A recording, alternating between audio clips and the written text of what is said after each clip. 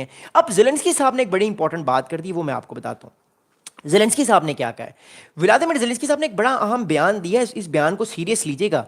According to mister Vladimir Zelensky, the president of Ukraine, he said that Vladimir Putin of Russia will expand this war in Ukraine by attacking another European countries. तो Zelensky साहब ने धमकी दी है कि Russia Ukraine की war फैलती हुई नज़र आ रही है। एक तो यूक्रेन रशिया वॉर हो रही है, रशिया इस जंग को बढ़ावा देना चाहता है और भी कंट्रीज़ के अंदर ये जंग करना चाहता है। इस्तोनिया पर, लैत्विया पर, इन कंट्रीज़ के ऊपर अटैक कर सकता है, जो कि एक डर पाया जा रहा है।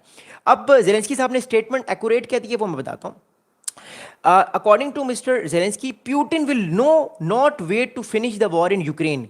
He will open up some other directions. Nobody knows where he wants that. तो कहा जा रहा है कि प्यूटिन जो है वो कहीं और भी, ज़ेलेंस्की साहब ये धमकी दे रहे हैं यूरोपियन कंट्रीज़ को कि प्यूटिन कहीं और भी जंग शुरू कर सकते हैं, क्योंकि वो जब तक अपने मामलात के तौर पे अपने उनको अचीवमेंट्स नहीं मिलेंगी सही तौर पे, तो तब तक वो अचीवमेंट्स हासिल किए बगैर जो है जंग को ख़त्म नहीं करेंगे। तो एक तरह से प्यूटिन जो है वो इस जंग को ख़त्म नहीं करने वाले, बल्कि यूरोप के अंदर भी ये जंग जा रही है। देखिए ना, हम लोगों ने नहीं सोचा था कि यूरोप के अंदर भी ड्रोन्स जाएंगे, अमेरिका के अलास्का के पास भी रशिया के फाइटर जेट्स उड़ेंगे, बॉम्बर्स उड़ेंगे, स्ट्रेटेजिक बॉम्बर्स जो कि एटम बम लेकर जा सकते हैं, न्यूक्लियर वेपन लेकर जा सकते हैं। तो ये सारी चीज़ें हमें नज़र आ रही हैं। इट शोज़ के आने वाले टाइम पे जब यूक्रेन में तो वॉर रुक जाएगी, मतलब ग्राउंड इन्वेजन रुक जाएगी, लेकिन ड्रोन वॉरफेयर अब आपको पूरे यूरोप में नज़र आएगी, साइबर अटैक्स आपको नज़र आएंगे। और ये भी डर है इन कंट्रीज़ को कि हो सकता है कि इतना बड़ा साइबर अटैक हो कि कोई रशिया ही के कुछ फोर्सेज जो हैं वो ओवरटेक कर लें इस्तोनिया, लैत्विया या लिथुआनिया जैसे कंट्रीज़ को। अच्छा, मैं बड़ी इंपॉर्टेंट बात बताऊँ, मालदोवा में कल इलेक्शन हुआ है। मालदोवा कहाँ पे है मैं आपको दिखाता हूँ। मोल्दोवा इस टाइम नेटो में नहीं है, लेकिन मैं मोल्दोवा की आपको एक न्यूज़ देना चाहता हूँ कि मोल्दोवा में कल एक इलेक्शन हुआ है। ओके, मोल्दोवा यहाँ पे है, ये मैं आपको दिखा रहा हूँ। मोल्दोवा बहुत छोटा सा कंट्री है, लेकिन फिलहाल ये रशिया के अटैक से बचा हुआ है।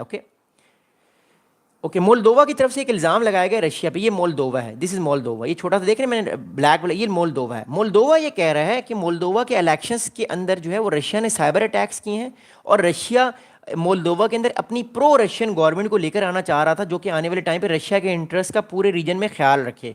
तो याद रखिएगा, मोल्दोवा इस टाइम जो है वो नेटो में नहीं है, लेकिन स्टिल मोल्दोवा पे अटैक करना रशिया के लिए इतना आसान नहीं होगा। बट स्टिल कहा जा रहा है कि Moldova can become the next target.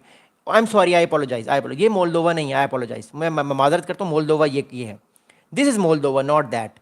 Moldova ये है, सॉरी, मैं माजरत करता हूँ, आई एम सॉरी फॉर दैट। ये मोल्दोवा है। ओके, ये मोल्दोवा है, यूक्रेन के बिल्कुल साथ मोल्दोवा है। तो कहा जा रहा है, मोल्दोवा की तरफ से इल्ज़ामात लगाए जा रहे हैं कि रशिया ने पिछले दिनों मोल्दोवा के ऊपर बहुत सारे अटैक्स किए हैं, और मोल्दोवा जो है साइबर अटैक्स हुए, और मोल्दोवा की गवर्नमेंट के इलेक्शंस के अंदर रिगिंग करने की कोशिश की है रशिया ने, जैसे 2016 में उसने अमेरिका में कोशिश की थी फेसबुक के थ्रू रिगिंग। तो कहा जा रहा है कि आने वाले टाइम पर रशिया साइबर अटैक्स करेगा इन सारे कंट्रीज़ पर, और नहीं छोड़ेगा किसी को जब तक यूक्रेन में रशिया के बेनिफिट्स रशिया को हासिल नहीं होंगे। So it is gonna happen in the upcoming days. अब इस सारे मामले की मैं इंप्लीकेशंस पे जाऊँगा, और मैं आप लोगों के सवालात के जवाब भी दूंगा, लेकिन इंप्लीकेशंस में जाने के लिए सबसे इंपॉर्टेंट एक चीज़ मुझे बताना आप लोगों को बहुत ज़रूरी है। देखिए, बात इस टाइम ये है कि मोर इंपॉर्टेंटली जो है वो रशिया इस जंग को ख़त्म नहीं करने वाला। मैं आप लोगों को दोबारा मोल्दोवा का भी मैप दिखा देता हूँ ताकि आप लोगों को थोड़ा समझ आ जाए। मोल्दोवा मैप, मोल्दोवा कहाँ पर है? ओके, ये मोल्दोवा है। ओके, क्योंकि मैप दिखाना बड़ा ज़रूरी है इस टाइम, जो उस मैप में सही तरीके से मोल्दोवा नज़र नहीं आ रहा था, मैं आपको दोबारा मोल्दोवा दिखा देता हूँ। ओके, ये मोल्दोवा है छोटा सा, ये देख रहे हैं, ब्लैक सी के बिल्कुल पास है। ये यूक्रेन है, ये रोमानिया, ये बीच में मोल्दोवा छोटा सा है। मोल्दोवा ये कह रहा है कि पिछले दिनों जो इलेक्शंस हुए, कल इलेक्शंस हुए, मोल्दोवा एक हफ्ते से इल्ज़ाम लगा रहा था रशिया पे कि रशिया ने मोल्दोवा पर साइबर अटैक्स किए हैं, और फेसबुक या ट्विटर की मदद से मोल्दोवा के अंदर वो गवर्नमेंट लेकर आना चाह रहा है जो कि गवर्नमेंट जो है वो रशिया की मर्ज़ी के मुताबिक, यानी रशियन फ्रेंडली गवर्नमेंट हो मोल्दोवा के अंदर। मैं इस पर वीडियो बनाऊँगा सुबह, मैं इस पर भी, इस टॉपिक पर भी सुबह वीडियो बनाऊँगा। लेकिन बात यह कि मैं बताना चाह रहा हूँ कि रशिया जो है वो किसी भी हद तक जा सकता है जब तक कि उसके मफादात पूरे नहीं होंगे। और अब हम एक तरह से हाइब्रिड वॉरफेयर में, अब तो नेटो ने भी डिक्लेयर कर दिया कि हम एक हाइब्रिड वॉरफेयर में, और ये वॉरफेयर आपको ज़्यादा से ज़्यादा अमेरिका की तरफ भी नज़र आएगी और भी चीज़ों की तरफ नज़र आएगी। अब हम सारे मामलात की मैं रिजल्ट्स पे जाता हूँ, समरी पे जाता हूँ, फिर मैं आपके सवालात के जवाब दूँगा। देखिए, पहली बात तो ये है कि रशिया नहीं रुक रहा, रशिया रुकेगा भी नहीं। अब सर्दियां आ जाएंगी। देखिए, सितंबर से लेकर फरवरी तक सर्दियां हैं।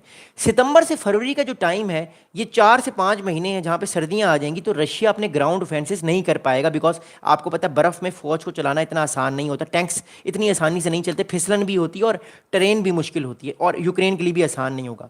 रशिया ये चाह रहा है कि उस दौरान वो अगले 4-5 महीने साइबर वॉरफेयर के थ्रू, ड्रोन्स अटैक्स के थ्रू वो छोटे छोटे ये ईस्टर्न फ्लैंक की कंट्रीज़ को बुली करे और इनको कहे कि वो जो मैं चीज़ें चाहता हूँ यूक्रेन में वो लड़े बगैर मुझे मिल जाएं। अब ट्रम्प साहब भी जो है वो कह चुके हैं कि नहीं, हम इस तरह नहीं चाहेंगे, यूक्रेन को हम मदद करेंगे और यूक्रेन ये जंग जीत सकता है। तो एक तरह से हमें ट्रम्प साहब का भी जो अमेरिका की स्ट्रेटजी है वो हमें नज़र आई है। अब ये क्या शॉर्ट टर्म है, लॉन्ग टर्म है, ये तो वक्त ही बताएगा, बिकॉज ट्रम्प साहब सुबह कुछ और कहते हैं, रात को वो कोई और बात करते हैं।